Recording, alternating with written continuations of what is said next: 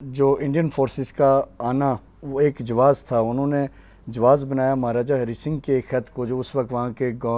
اس وقت اسٹیٹ کے جو ہیڈ تھے، ان کے ایک خط کو انہوں نے جواز بنایا. خط میں یہ لکھا گیا تھا کہ جو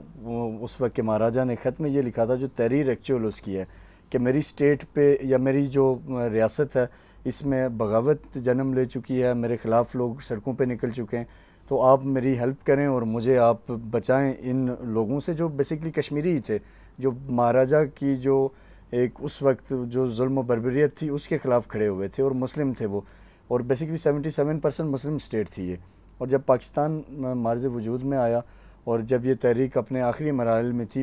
تحریک پاکستان، تو تب کشمیر کے لوگوں نے بھی یہ ڈیسائیڈ کر لیا تھا کہ ہم پاکستان کے ساتھ رہیں گے، پاکستان کا حصہ بنیں گے. تو اسی میں جب یہ موومنٹ وہاں کھڑی ہوئی، وہاں کے لوگ جب کشمیری اپنے آزادی کے لیے مہاراجہ کے تسلط سے اور پاکستان سے علاق کے لیے جب وہ نکلے سڑکوں پہ، تو ان کو روکنے کے لیے بیسیکلی مہاراجہ نے ایک خط لکھا انڈین گورنمنٹ کو. اور پھر اس میں ایک چیز اس میں کلیئر لکھی تھی جس کو اب انڈیا لوگوں کے سامنے نہیں لا رہا، انٹرنیشنل کمیونٹی کو شاید اس بارے میں علم نہیں ہے. اس میں ایک لائن تھی کہ اگر مہاراجہ کی پرسنل یہ لکھا ہوا ہے کہ اگر میں اور مہارانی، یہ بڑی امپورٹنٹ چیز ہے جو آپ کو اور اسٹوڈنٹس کے لیے میں بتانا چاہوں گا، اس لیٹر میں یہ لکھا ہوا ہے کہ اگر میں اور مہارانی دونوں انڈیا کے علاق کے کتنے ہی خواہشمند کیوں نہ ہوں، کشمیر کی ریاست کے مستقبل کا فیصلہ یہاں کے لوگوں کی اکثریتی رائے سے ہوگا. تو اس خط کو بیس بنا کے، اور اس خط میں ایک اور چیز لکھی ہوئی تھی کہ جو ہی یہ جو اپرائزنگ ہے کشمیر میں مہاراجہ کی گورنمنٹ کے خلاف، یہ جو ہی ختم ہوگی تو انڈین فورسز وڈرا کر جائیں گی، وہ وہاں نہیں رہیں گی. یہ دو پوائنٹس ہیں جن کے اوپر ہمیں بات کرنی ہے، لیکن بدقسمتی سے انڈیا ان دونوں چیزوں کو آج ڈینائی کرتا ہے. وہ مہاراجہ کے خط کو تو حوالہ دیتے ہیں کہ مہاراجہ نے ہمیں انوائٹ کیا، لیکن یہ جو ایک تاریخی الفاظ اس کے اندر دو فکرے، ان کو وہ آج نظر انداز کر رہے ہیں. تو یہ دن میں سمجھتا ہوں سیاہ دن ہے کشمیریوں کی تاریخ کا. اس دن جبراً ایک فوج کشمیر میں داخل ہوئی اور 5000 سالہ تاریخی ریاست کو جو جموں کشمیر تھی، اور جس کے لوگوں نے اب یہ ڈیسائیڈ کر لیا تھا کہ ہمارے پڑوس پہ ایک نئی ریاست بن رہی ہے جو مملکت خداوند پاکستان، تو ہم اس کو جوائن کریں گے. اور ایک اسلامک کنسیپٹ جو وہاں کے لوگوں کا تھا، 77% مسلم پاپولیشن انہوں نے جوائن کرنا تھا، اس کے اوپر شب خون مارا گیا. ان کی جو میں سمجھتا ہوں کہ ایک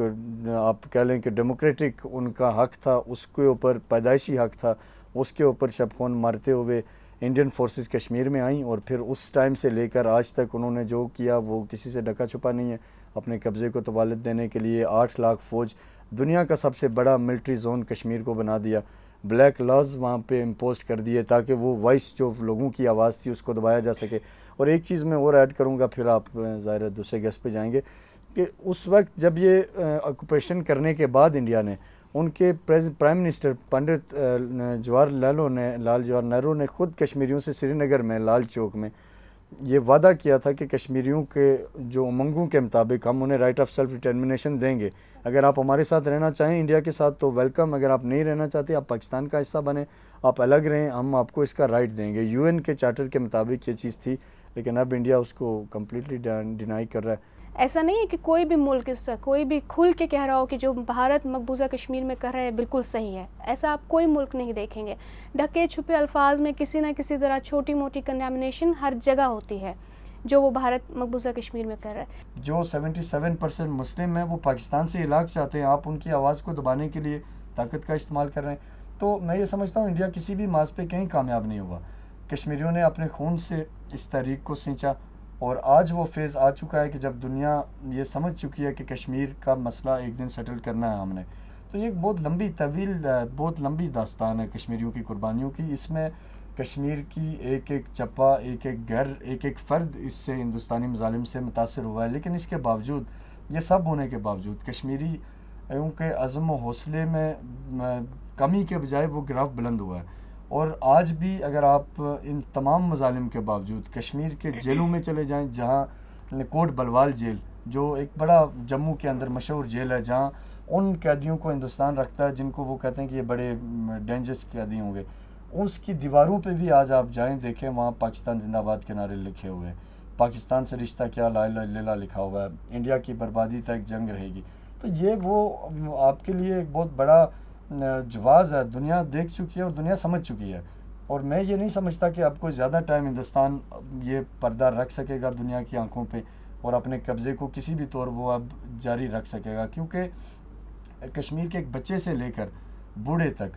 ہر ایک آج اس بات پہ کمیٹیڈ ہے کہ ہمیں کشمیر سے ہندوستانی قبضے کے خاتمے کے لیے کردار ادا کرنا ہے۔